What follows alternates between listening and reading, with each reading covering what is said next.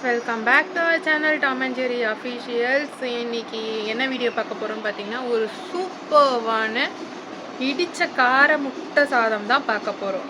அதாவது வந்து எப்படின்னா, நான் சொல்கிறத விட நீங்கள் பார்க்குறதே நல்லாயிருக்கும்னு நினைக்கிறேன். வாங்க வீடியோக்குள்ளே போகலாம். அதுக்கு முன்னாடி நம்ம சேனலில் சப்ஸ்கிரைப் பண்ணாதவங்க சப்ஸ்கிரைப் பண்ணிக்கோங்க. பக்கத்தில் இருக்க பெல் ஐக்கானை ப்ரெஸ் பண்ணிக்கோங்க.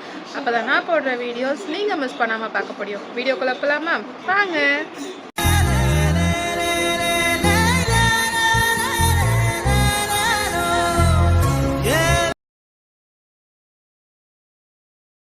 உரலில் வந்து பார்த்திங்கன்னா பூண்டு போட்டுக்கணும். ஒரு 4லேருந்து 5 பூண்டு வரைக்கும் எடுத்துருக்கேன். கருவேப்பிலை போட்டுக்கணும். கூட வந்து பார்த்திங்கன்னா 1 டீஸ்பூன் சீரகம் போட்டுக்கிறேன்.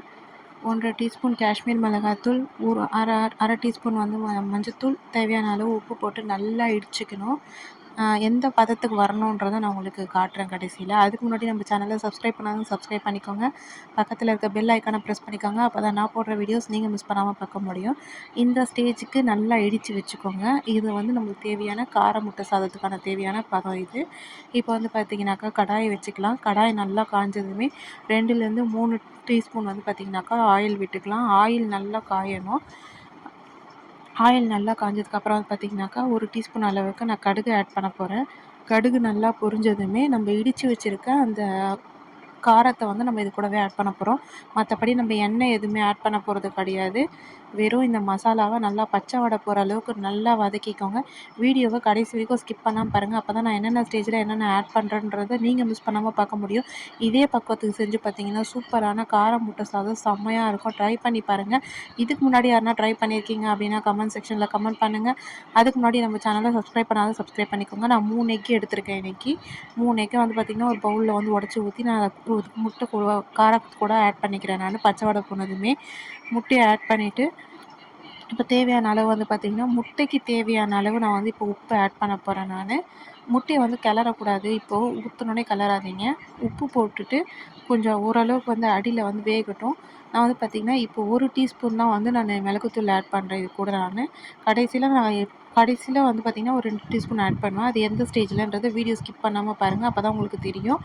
அதுக்கு முன்னாடி நம்ம சேனலை சப்ஸ்கிரைப் பண்ணாதவங்க சப்ஸ்கிரைப் பண்ணிக்கோங்க. நிறைய பேர் சப்ஸ்கிரைப் பண்ணாமல் பார்த்துட்ருக்கீங்க. ஸோ சப்ஸ்கிரைப் பண்ணி வச்சுக்கிட்டிங்க அப்படின்னாக்கா நான் போடுற வீடியோஸ் நீங்கள் மிஸ் பண்ணாமல் பார்க்க முடியும். ஸோ முட்டையை வந்து பார்த்திங்கன்னா இந்தளவுக்கு நல்லா இந்த பதத்துக்கு இது பண்ணிக்கணும். இப்போ வந்து பார்த்திங்கன்னா நான் ஒரு பவுல் அளவுக்கு நான் ரைஸ் வந்து நார்மல் ரைஸ் வந்து வச்சுருக்கேன்.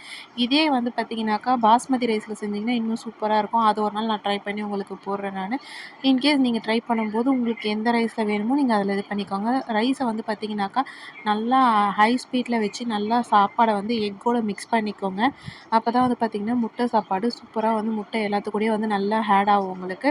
ஸோ உப்பு வந்து பார்த்திங்கன்னா அந்த ஸ்டேஜில் போட்டதோடு சரி, ப்ளஸ் நம்ம மசாலா வந்து இடிக்கும் போதே நான் உப்பு ஆட் பண்ணியிருக்கேன். இப்போ வந்து பார்த்திங்கன்னா நான் 2 டீஸ்பூன் உங்களுக்கு காரம் வந்து பார்த்திங்கன்னா நான் மிளகாத்தூள் எதுவும் ஆட் பண்ணல.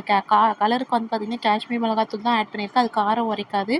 ஸோ இந்த டைமில் வந்து பார்த்திங்கன்னா நான் 2 டீஸ்பூன் என்னோட காரத்துக்கு ஏற்ற மாதிரி நான் 2 டீஸ்பூன் போட்டிருக்கேன். உங்களுக்கு எவ்வளோ தேவையோ நீங்கள் ஆட் பண்ணிக்கோங்க. இப்போ வந்து பார்த்திங்கனாக்கா எண்ணெய் விட்டு நல்லா வந்து சாப்பாடை வந்து நல்லா மிக்ஸ் பண்ணியாச்சு. ஹை ஸ்பீடில் வச்சுக்கோங்க. ஹை ஸ்பீடில் வச்சு தேவையான அளவு கொத்தமல்லி தழையை கட் பண்ணி போட்டுக்கோங்க. கட் பண்ணி போட்டுட்டு நல்லா அடி பிடிக்காத அளவுக்கு நல்லா வேகமாக கலர்னிங்க அப்படின்னா நம்மளோட சூப்பரான கார முட்டை சாதம் சூப்பராக ரெடி ஆகிடும். ஸோ நீங்களும் கண்டிப்பாக ட்ரை பண்ணி பாருங்கள். ஆல்ரெடி ட்ரை பண்ணியிருந்தீங்க அப்படின்னா கமெண்ட் செக்ஷனில் மறக்காமல் கமெண்ட் பண்ணுங்கள்.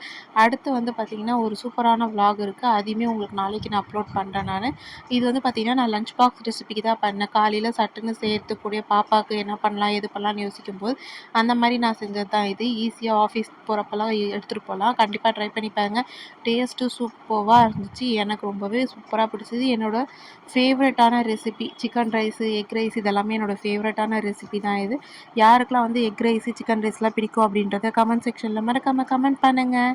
இந்த வீடியோ பிடிச்சிருந்தா லைக் பண்ணுங்கள், ஷேர் பண்ணுங்கள்.